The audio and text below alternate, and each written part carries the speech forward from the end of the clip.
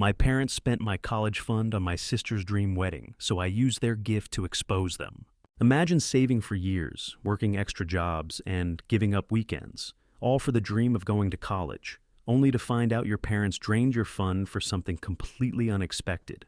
That's exactly what happened to me when I found out my parents used my college savings to pay for my sister's extravagant dream wedding. At first, I felt betrayed and powerless, but then they handed me a gift that gave me the perfect opportunity to expose their actions to everyone.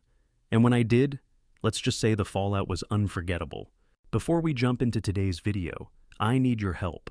We've noticed the channel is losing some traction, and subscribing is one of the best ways you can support us. It's quick, free, and it helps us keep bringing you awesome content. Your support means the world. Let's keep this channel growing together. Thanks so much. Now let's start the video. For as long as I could remember, I had one clear goal in life: go to college, get a degree, and build a future for myself. My parents always told me how proud they were of my ambition, and they encouraged me to work hard to achieve it. They even set up a college fund for me when I was a kid, promising that they'd help make my dream a reality. That fund became my motivation. Every time I felt stressed or overwhelmed, I reminded myself that all my hard work, studying late into the night, acing my exams, working part-time jobs, was leading to something bigger. Then came the day everything fell apart. It was a Saturday afternoon, and I was sitting at the kitchen table with my laptop, filling out financial aid forms for college. My mom walked by, casually glancing at the screen. "You might not need to worry about those," she said with a smile. I looked up, confused. "Why not? Isn't that what the college fund is for?" Her smile faltered. "Well, about that." The way she trailed off made my stomach drop. "What do you mean, about that?" I asked, my voice tightening. She hesitated, then sat down across from me. "We had to use the money for something else." My heart pounded. What could possibly be more important than my education? She didn't answer, but her silence told me everything I needed to know. The realization hit me like a truck. My sister's wedding. Just a few months earlier, my older sister Emily had married her longtime boyfriend in what could only be described as a fairy tale wedding. The venue was a sprawling vineyard, the dress was custom designed, and the guest list was massive. I'd wondered how they could afford it, but I'd never asked, until now. "You used my college fund for Emily's wedding?" I said, my voice shaking. "It wasn't just her wedding," my mom said defensively. "It was a celebration for the whole family." I couldn't believe what I was hearing. My dream, my future, had been sacrificed so my sister could have her dream wedding. And the worst part? They didn't even tell me. I sat there, staring at my mom, trying to process what she'd just said. "A celebration for the whole family?" I repeated, my voice rising. "How is spending my college fund on one day of flowers and catering a celebration for the whole family?" Mom sighed, as if I was the one being unreasonable. "Emily's wedding was a once-in-a-lifetime event. We wanted to make it special. Besides, we thought you'd understand." Understand? The word stung like a slap. This wasn't some minor decision they'd made. This was my future, and they'd treated it like a piggy bank for my sister's Pinterest-perfect wedding. At that moment, my dad walked into the kitchen, holding a mug of coffee like nothing was wrong. "What's all the yelling about?" he asked, glancing between us. "She told me," I said, my voice trembling, "about the college fund, how you used it for Emily's wedding." Dad's face froze for a second before he sighed and sat down next to Mom. "Look," he began, in that infuriatingly calm tone he always used when he thought I was being dramatic. "We didn't have much of a choice. The wedding was expensive, and we wanted to give Emily the day she deserved. You'll figure something out for college. There's always loans." Loans. That was their solution. I'd been busting my butt for years, counting on that fund to give me a head start in life, and now they were acting like it was no big deal. I couldn't hold back anymore. "You lied to me," I snapped. "You told me that money was for my education, and now it's gone. You didn't even bother to tell me until I asked." My mom reached for my hand, but I pulled away. "We thought it was the right thing to do," she said softly. "And Emily's so happy. Don't you think that's worth it?" I didn't answer. I couldn't. The betrayal was too fresh, too raw. I grabbed my laptop and stormed out of the kitchen, slamming the door to my room behind me. For the next few days, I barely spoke to them. Every time I saw them, I felt a mix of anger and hurt that I didn't know how to deal with. Meanwhile, Emily was completely oblivious. She'd call and gush about how amazing her honeymoon had been, how everyone was still talking about her wedding, how it was the best day of her life. I couldn't take it anymore. That's when I decided I wasn't going to let this go. In the weeks that followed, I avoided my parents as much as possible. Every time I saw them, I felt the anger bubbling up again, and I knew if I didn't find a way to channel it, I'd explode. But then something happened that gave me the perfect opportunity to turn the tables. One evening, as I was scrolling through my emails, I saw a message from Emily. The subject line read, "Family celebration gift, a little thank you." Curious and suspicious, I opened it. Inside was a message from her, thanking everyone in the family for their help and support during her wedding. She mentioned how grateful she was for everything Mom and Dad had done to make her day perfect. Attached to the email was a link to a shared folder of wedding photos and a video montage she'd put together as a thank you gift. I clicked the link, and there it was, a professionally edited 15-minute video filled with clips from the wedding. There were shots of her walking down the aisle, the vows, the first dance, the speeches. It was all there. At first, I felt the familiar sting of betrayal, seeing my parents beaming in every shot, clearly proud of the lavish event they'd funded at my expense. But then I had an idea.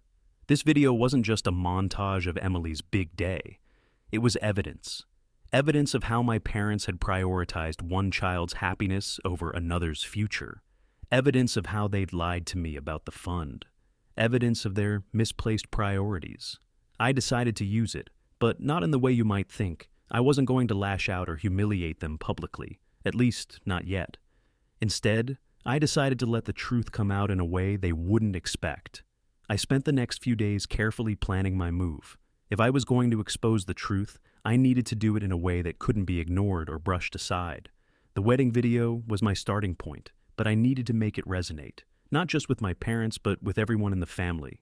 It just so happened that my parents were planning a family dinner that weekend, inviting aunts, uncles, cousins, basically everyone who had been at the wedding. It was supposed to be a celebration of family unity, and, of course, another chance for Emily to bask in the glory of her big day. Perfect timing. I told my mom I'd come to the dinner, playing it cool so they wouldn't suspect anything. Meanwhile, I got to work editing the wedding video, but instead of just showing the highlights of Emily's big day, I added my own commentary. Every time there was a shot of something extravagant, the custom floral arrangements, the 5-tier cake, the live band, I added a caption at the bottom of the screen, paid for with my name's college fund. When the video showed my parents giving a toast about how proud they were to make the day perfect, I paused the footage and overlaid text. This toast cost me my education. I kept the edit subtle enough that they didn't interrupt the flow of the video, but the message was crystal clear. By the time I finished, the wedding montage had transformed into a brutally honest exposé. On the day of the dinner, I arrived with a USB drive in my pocket. I greeted everyone with a smile, pretending like nothing was wrong. Emily was already glowing with excitement, talking about how the dinner was another chance to relive her magical wedding. After we'd eaten, my mom stood up and announced, "We have a little surprise for everyone. Emily put together a beautiful video to thank everyone for being part of her special day." Bingo. "Oh, I actually made some small improvements to the video," I said, pulling out the USB. "Just a few tweaks to make it even better." My parents looked at me curiously, but they didn't suspect anything.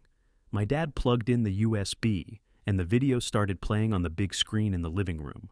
At first, everything seemed normal. The music swelled, and the opening shots of the wedding played beautifully. But as the captions started appearing, the room went silent. Every extravagant moment was now paired with a blunt reminder of where the money had come from. My aunts and uncles exchanged shocked glances, and I saw my cousin stifling a laugh. Emily's face went pale, and my parents sat frozen, their smiles slowly fading as the truth played out in front of everyone. By the time the video ended, the room was dead silent. The last frame lingered on the screen, a shot of my parents and Emily raising their glasses during the wedding toast, with the caption, "This perfect day cost me my education." I leaned back in my chair, arms crossed, watching as the weight of what they'd done finally started sinking in. My parents looked mortified. My mom's face was flushed, and she kept glancing around the room like she was searching for an escape route. My dad, usually so calm and collected, was fidgeting with his hands, unable to meet anyone's gaze. Emily, on the other hand, was livid. "What the hell was that?" she snapped, glaring at me like I'd just ruined her entire life. "Oh, I thought it was important for everyone to know the real cost of your big day," I said calmly, my voice dripping with sarcasm. "After all, it's only fair to give credit where credit's due, right?" "You could have just talked to us about it privately," Emily shot back. "Why make this a public spectacle?" I raised an eyebrow. "You mean the way you and Mom and Dad made a public spectacle of my sacrifice without even telling me? Funny how that works." The room was tense, but I wasn't done. I turned to my parents, who were still sitting there in stunned silence. "You told me my education was important," I said, my voice shaking slightly. "You promised me that money was for my future, and then you spent it all, without even asking me, on a single day, a wedding. Do you have any idea how humiliating it was to find out like that?" My mom finally spoke, her voice barely above a whisper. "We didn't think it would upset you this much." I laughed bitterly. "You didn't think. That's the problem. You decided what was important without even considering how it would affect me. And now, everyone here knows exactly what your priorities are." The room was so quiet you could hear a pin drop. My aunts and uncles looked uncomfortable, some shifting in their seats, others avoiding eye contact altogether. But I noticed a few nods of agreement. Clearly, I wasn't the only one who thought my parents had crossed the line. Emily stormed out of the room, muttering something under her breath about drama queens. My parents, however, stayed put, their embarrassment now fully visible. After Emily stormed out, the tension in the room was thick enough to cut with a knife. My dad finally cleared his throat, his voice breaking the awkward silence. "Look, we didn't handle this the right way," he said, avoiding my eyes. "But this isn't something we should have aired out in front of everyone." "Oh, so now you're worried about appearances?" I shot back. "Where was that concern when you decided to empty my college fund for a glorified party?" My mom chimed in, her voice defensive. "It wasn't just a party. It was an important milestone for Emily. We wanted to support her." "And you couldn't support her in a way that didn't ruin my future?" I snapped. "You made a choice, and now everyone sees exactly what that choice was." I could tell they were struggling to come up with something to say, but the damage was done. Around us, the rest of the family sat awkwardly, clearly unsure of whether to speak up or stay out of it. Then, one of my uncles broke the silence. "I'm sorry, but I have to say something," he said, his voice firm. "This isn't right. You can't just brush this off like it's no big deal. That money was meant for your kids' education." "What were you thinking?" My aunt chimed in next. "And you didn't even tell them? You let them find out like this?" She shook her head in disbelief. "I don't blame them for being angry. I'd be furious too." Hearing my relatives back me up gave me a flicker of validation. For months, I'd felt like I was fighting this battle alone.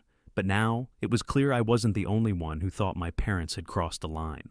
My mom looked like she was on the verge of tears. "We didn't mean to hurt anyone," she said softly. "We thought we were doing what was best for the family." "No," I said firmly. "You did what was best for Emily, and you didn't care about how it would affect me." At that moment, Emily came back into the room, her face flushed with anger. "Okay, enough of this," she snapped. "You're making it sound like I stole the money myself. I didn't ask for this. Mom and Dad made their choice, so why are you blaming me?" "Because you knew," I said, my voice cold.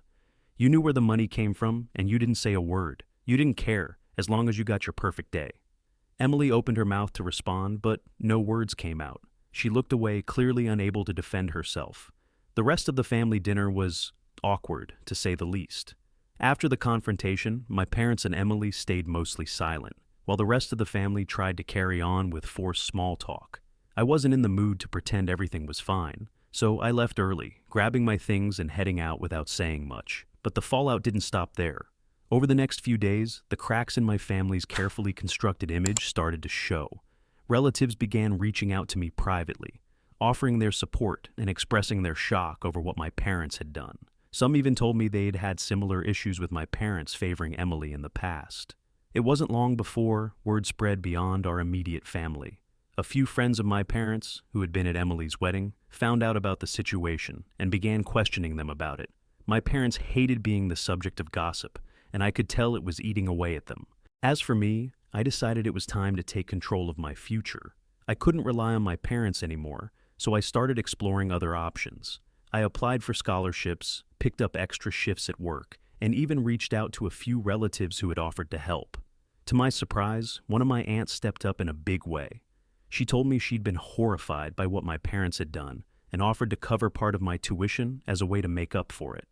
Her kindness brought me to tears. I didn't expect anyone to help, let alone someone who had no obligation to. Meanwhile, my parents tried to patch things up with me. They called and texted constantly, apologizing and promising to find a way to make it right. But their apologies felt hollow. The damage was done, and I wasn't ready to forgive them, not yet. Emily, on the other hand, stayed quiet. She didn't reach out, didn't apologize, and didn't acknowledge the role she'd played in all of this. It was clear she didn't think she'd done anything wrong, which only made me angrier. But even as I worked to rebuild my future, I couldn't shake the feeling that this wasn't over. My parents had spent years putting Emily on a pedestal, and I knew it was going to take more than one explosive dinner to change that. A few weeks later, I received a text from my mom asking if we could sit down and talk. I wasn't sure if I was ready, but part of me wanted to hear what she had to say. So I agreed under one condition: no sugarcoating, no excuses. I wanted the truth. When I arrived at their house, my parents were already waiting in the living room. The tension was palpable. My dad looked uncomfortable, while my mom kept wringing her hands, as though she was bracing herself for another confrontation. "We've been thinking a lot about what you said," my mom began, "and we realized we made a terrible mistake." I folded my arms, waiting for her to continue. "We never should have touched your college fund," she said, her voice trembling. "We thought we were doing the right thing for the family, but we see now that we were wrong. We hurt you, and we're sorry." I glanced at my dad, who nodded in agreement. "We messed up," he said simply. "There's no excuse for it." It was the first time they'd taken full responsibility without trying to justify their actions. For a moment, I just stared at them, unsure of how to respond. I wanted to believe they were sincere, but trust wasn't something that could be rebuilt overnight. Then my mom dropped the bombshell. "We've decided to sell the car," she said. I blinked, confused. "What car?" "Our second car," she clarified. "The one we bought after the wedding. We're going to sell it and put the money toward your tuition. It won't cover everything, but it's a start." I was stunned. That car was my dad's pride and joy, a shiny new SUV they'd bought right after Emily's wedding. Selling it was a big deal, especially for them. "It's the least we can do," my dad added. "We want to help you get back on track." For the first time, I felt a flicker of hope. It didn't erase the hurt or fix everything, but it was a step in the right direction. They were finally acknowledging the impact of their actions and making an effort to make amends. The gesture of selling the car didn't magically fix everything, but it was enough to soften some of the anger I'd been holding on to. It showed me that, for the first time, my parents were actually willing to make sacrifices to support me the way they always should have. Over the next few weeks, they followed through on their promise. The car was sold, and the money was transferred directly to my tuition account. While it didn't cover the full cost of college, it eased a significant burden and gave me a chance to focus on my future without drowning in debt. Meanwhile, the dynamic within the family started to shift. Emily, who had been radio silent since the dinner, eventually reached out. She texted me one evening saying she wanted to talk. When we met for coffee, she looked uncomfortable, like she wasn't used to apologizing, which honestly, she probably wasn't. "I've been thinking a lot about everything," she said, staring down at her latte. "And I realized I was selfish. I didn't think about how the wedding affected you. I just assumed Mom and Dad had it all figured out." I didn't say anything, letting her stumble through her words. "I guess what I'm trying to say is, I'm sorry. I should have stood up for you. I should have asked more questions. I didn't, and that's on me." Her apology caught me off guard. I'd spent so much time thinking of Emily as this spoiled, self-absorbed person that I didn't expect her to take any responsibility. Hearing her own up to her actions, or lack thereof, felt like a weight lifting off my chest. "Thanks," I said finally. "I appreciate that. But you have to understand how much this hurt me. It wasn't just about the money. It was about trust, about feeling like I mattered as much as you did." Emily nodded, her expression serious. "I get that now, and I want to do better. I want us to do better." It wasn't a perfect resolution, but it was a start. For the first time in months, I felt like there was a path forward, not just for me, but for my family too. Over the next few months, things slowly began to change. My parents made a real effort to repair our relationship. They stopped brushing off my feelings and started listening to me, not just about college, but about everything. It felt like they were finally seeing me as more than just the other child. Emily, too, followed through on her promise to do better. She became more supportive, checking in on me, and even offering to help me with college expenses whenever she could. While I didn't fully trust her yet, I appreciated the effort. As for me, I learned a lot from this experience, about family, forgiveness, and standing up for myself. It wasn't easy, and there were days when I questioned whether I'd ever truly move past the betrayal. But in the end, I realized something important. I couldn't control what my parents or Emily had done, but I could control how I responded. By taking matters into my own hands, I'd not only secured a path forward for my education, but also forced my family to confront their actions and grow from them. The journey wasn't perfect, but it was worth it. This experience taught me that standing up for yourself isn't always about winning or getting even. It's about making your voice heard and refusing to be overlooked. If you've ever felt betrayed or undervalued, know this. You have the power to change the narrative. It won't be easy, but it will be worth it. So, what about you? Have you ever had to fight for what you deserved, even when the odds were stacked against you? Share your story in the comments. I'd love to hear how you turned a tough situation into a victory. And if you enjoyed this story, don't forget to like and subscribe for more real-life tales of resilience, drama, and growth. Thanks for watching, and I'll see you in the next one.